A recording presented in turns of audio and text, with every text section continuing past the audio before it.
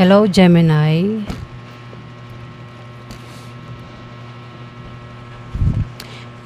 Hello, Gemini. Pasok po kayo sa aking channel. Welcome po kayo. At ako ay magbibigay ng reading. Ito ay timeless reading para sa mga Gemini. At dahil ito nga ay timeless reading, pwedeng tumama ito sa kahit anong araw. Wala itong eksaktong araw kung kailan tatama. Pwedeng tumama ngayon araw, susunod na araw, 1 week, buwan, taon, Gemini. Ayan. At reminder lang po na kapag pangit ang reading, mag-ingat, paghandaan at iwasan nyo. Pero kapag maganda ang reading, i-claim nyo, Gemini. Gemini.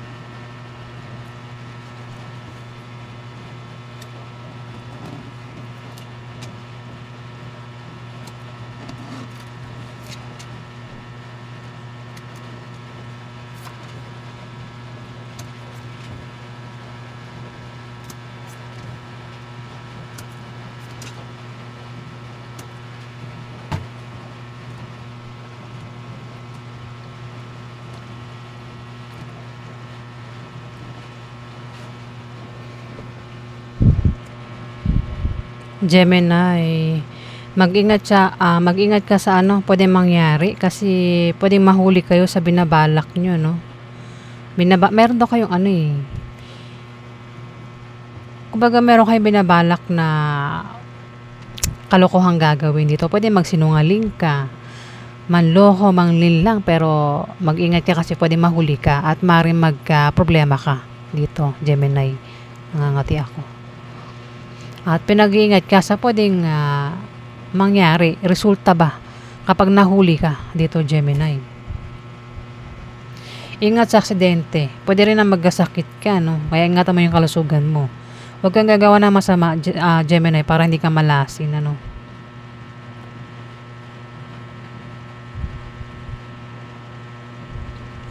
Sa kalalaking Gemini, ito ikaw. Meron ka raw malalamang masamang balita. Pwede rin naman na patungkol sa'yo ang masamang balita, Gemini.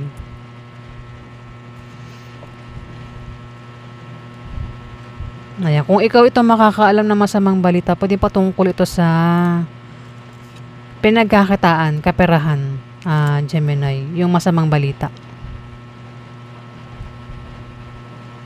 Pero pwede rin naman na iba ang malalamang masamang balita, basta meron daw kayong malalamang masamang balita dito.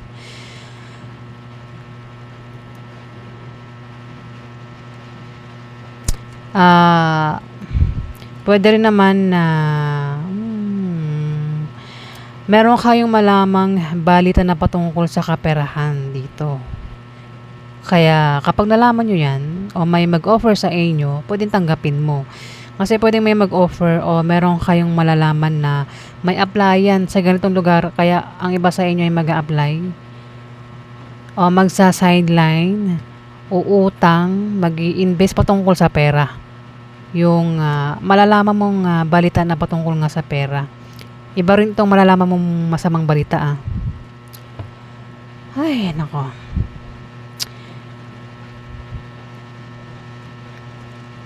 Kung balak nyo mag-apply kasi meron kayong malalamang balita na patungkol sa kaperahan, kaya ang iba sa inyo ay magsa-sideline o mag-apply o pwede rin magtayo ng negosyo.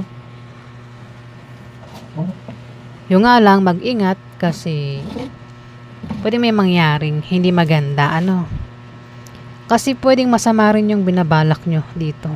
Ayan, pwede mahuli kayo at magkaroon kayo ng problema dito, Gemini.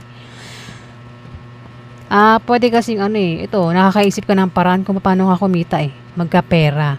Puwede rin kasing masamang paraan itong binabalak mo para magkapera. Puwede ko ngang masabing balak niyong kumupit, 'di ba, magnakaw para magkapera, yung nga lang mag-ingat ka kasi puwedeng mahuli ka dito. At maaaring ikaw ay 'pag nahuli ka, puwedeng may mangyaring hindi maganda at puwedeng meron kang kahirapang pagdaanan dito, Gemini.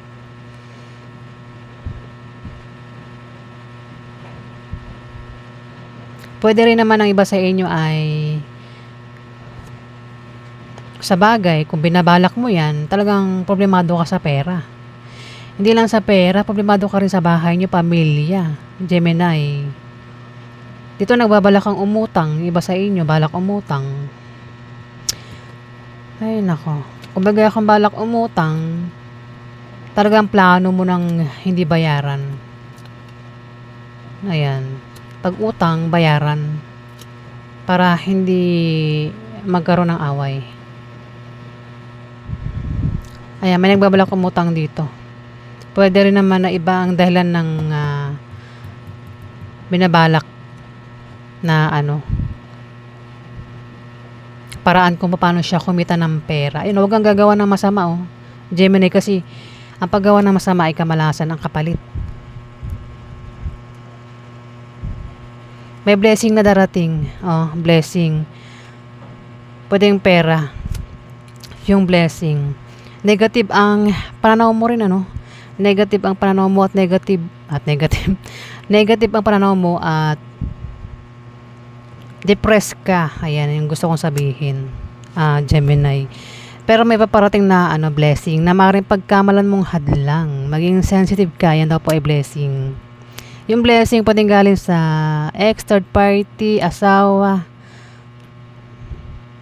karelasyon. O galing ito sa manliligaw, nililigawan.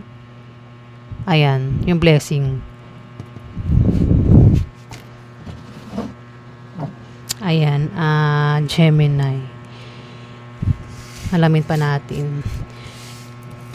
Yung blessing, pwedeng yung utang, pwedeng pautangin. Pera yun, pera. Blessing. Nakaganap kayo, Gemini.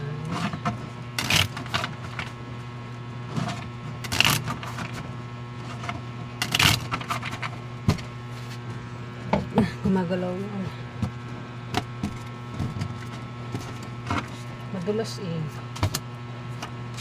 Dumudulas yung upuan ko.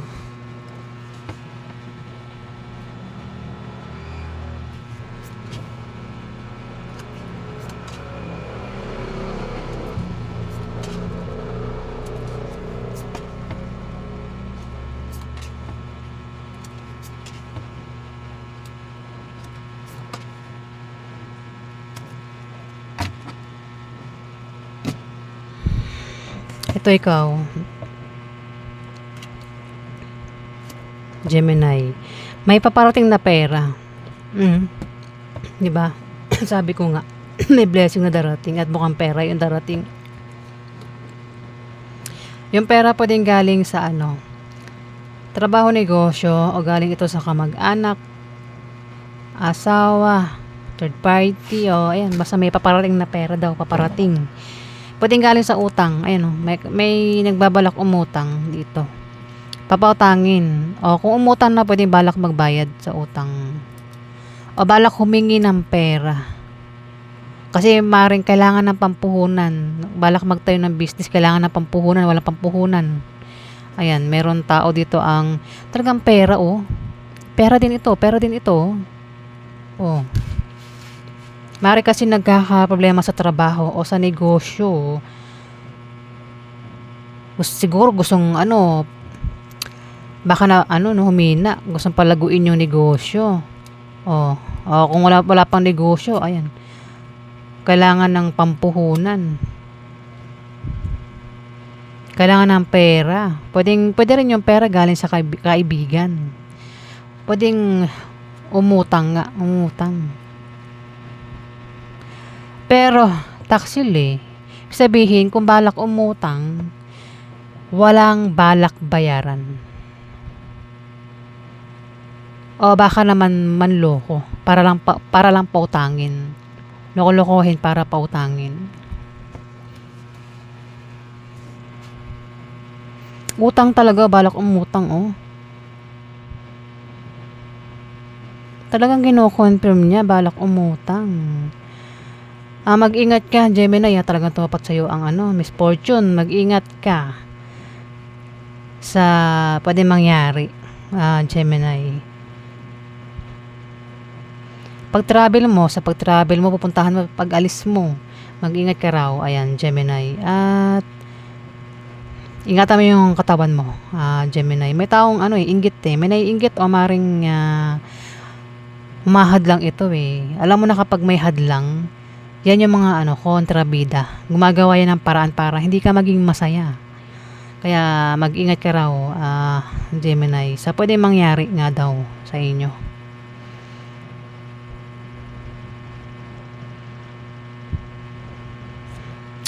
May pag-unlad sa negosyo, may paglago sa negosyo kung may negosyo kayo, Gemini. Kung nagkakaproblema daw kayo sa negosyo nyo, trabaho, may mga tutulong dito. Ito yung mga tutulong is mga makikilala nyo bagong kaibigan dito. Kung meron naman daw kayong trabaho, yan, pwedeng ma-promote, lumaki sahod, makatanggap ng bonus. Pwede rin na manalo kayo sa mga sasalihang contest, sports lab, raffle games, online games, loto. Ayan. Pwede rin na makapag-asawa ng mayaman kung wala pang asawa. O kung may asawa na, pwedeng asawa ay mayaman. Pwede rin na yumaman ng iba sa inyo. Ayan. Pwedeng yumaman. Baka may ginawa kayo dyan na kayo ay yayaman. O baka naman mayaman na ang iba sa inyo, Gemini. Ayan.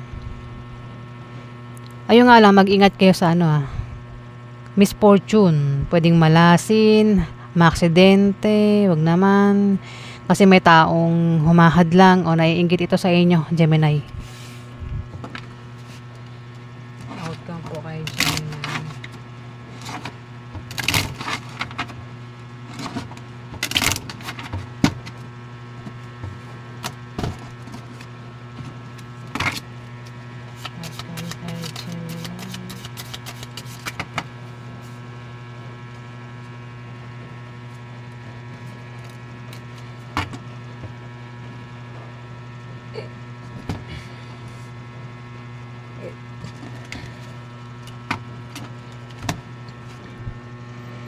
Tatlong